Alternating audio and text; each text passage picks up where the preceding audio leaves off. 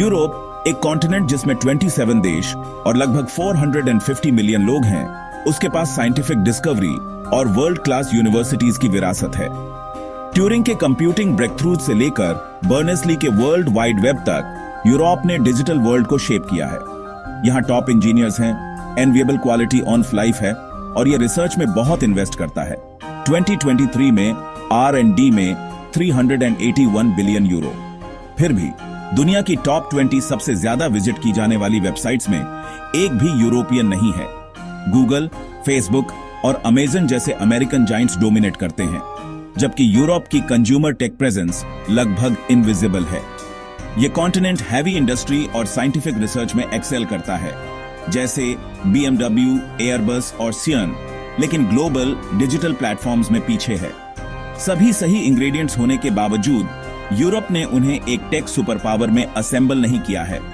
सवाल यह है, इतने टैलेंट और इन्वेस्टमेंट के साथ यूरोप ने अपना खुद का गूगल या अमेजन क्यों नहीं बनाया?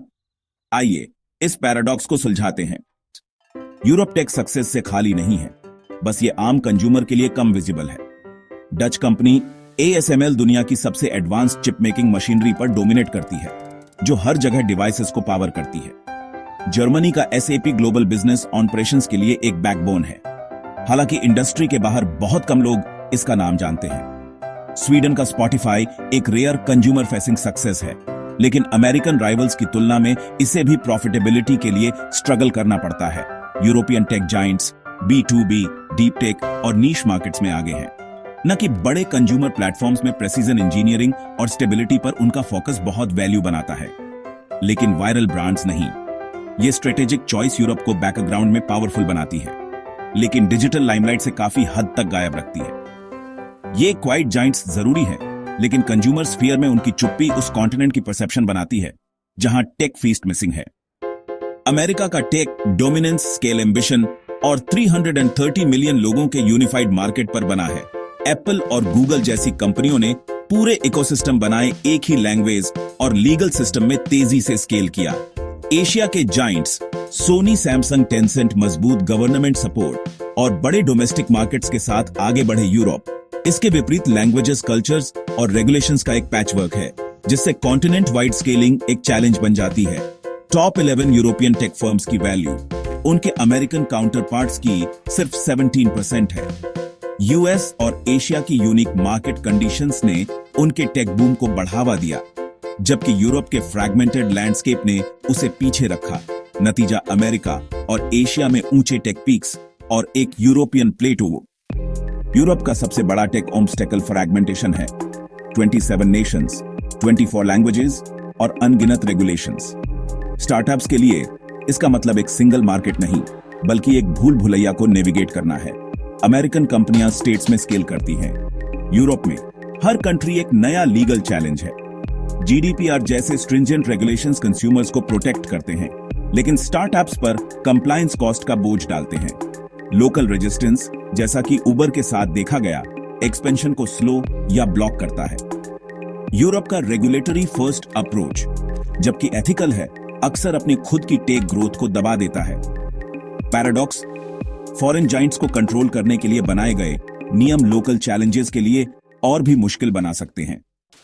रेगुलेशंस के अलावा यूरोप का कल्चर सिलिकॉन वैली की तुलना में ज्यादा रिस्क अवर्स है।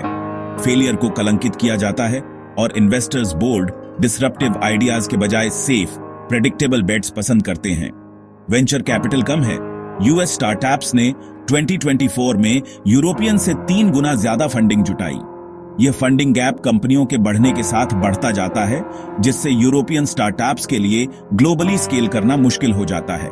नतीजा, एम्बिशियस फाउंडर्स अक्सर कैपिटल और अपॉर्चुनिटी के लिए यूएस का रुख करते हैं। यूरोप टैलेंट पैदा करता है, लेकिन उसे बनाए रखने के लिए संघर्ष करता है। इनोवेटर्स को ज्यादा डायनामिक इकोसिस्टम में खो देता है। रिस्क कल्चर और इन्वेस्टमेंट में बैड लव के बिना यूरोप के टेक ड्रीम्स सीमित रहेंगे। यूएस या चाइनीज टेक जाइंट्स का मुकाबला करने में असमर्थ यूरोप दुनिया का टॉप टेक रेगुलेटर बन गया है।